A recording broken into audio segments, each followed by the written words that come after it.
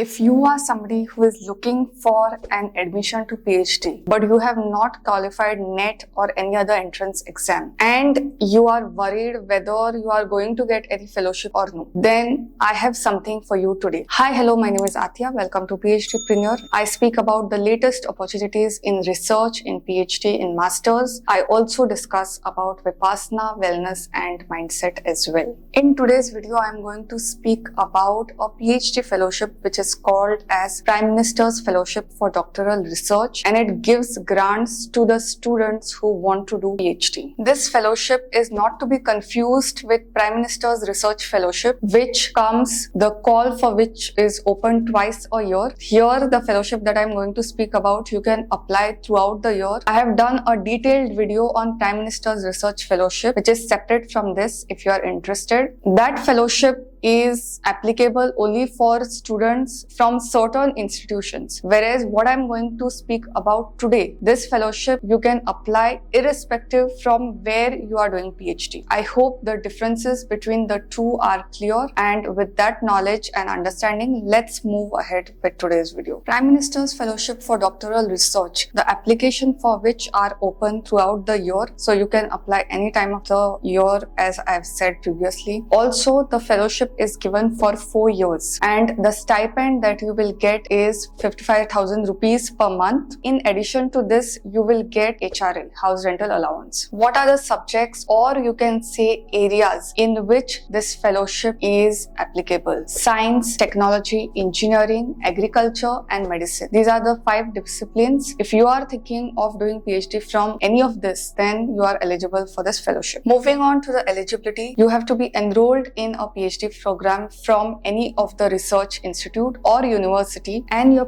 PhD registration date should not be more than 14 months. Okay? So if you have enrolled in a particular time, say January, then by next March you have to be prepared with the application. If it's within 14 months, then only you apply. If you are in the later stages, like if you have completed 36 months or 24 months, then you are not eligible for this. The important criteria of this fellowship is you need to have an industry partner who will sponsor 50% of the funding. I am going to share with you a step-by-step guide on how to get an industry partner. As far as this particular fellowship is concerned, an industry partner is critical. But how do you find an industry partner? That would depend on the kind of area that you have chosen. The first thing that you will do is approach your supervisor and see if he or she has any leads related to this, because usually supervisors, they are collaborative and they know what kind of industry suits best for you. When I say industry, I mean company, which will be best suitable for you. Second thing, if the supervisor is not helping or you are not able to get help from them, then you can do a Google search and see what kind of companies are there in your area which are working in the same niche as you. Thirdly, you need to also keep yourself updated about the latest happenings in your state, so that whenever any company makes any kind of announcement or scholarship or any kind of opportunity that matches with your interest, you can soon apply. The contact person of that company could be an HR or marketing manager. You can use LinkedIn to get leads and email addresses, or you can directly go and meet the HR in their office and say that you are interested in a fellowship. Would they like to collaborate for this? These are some of the companies that have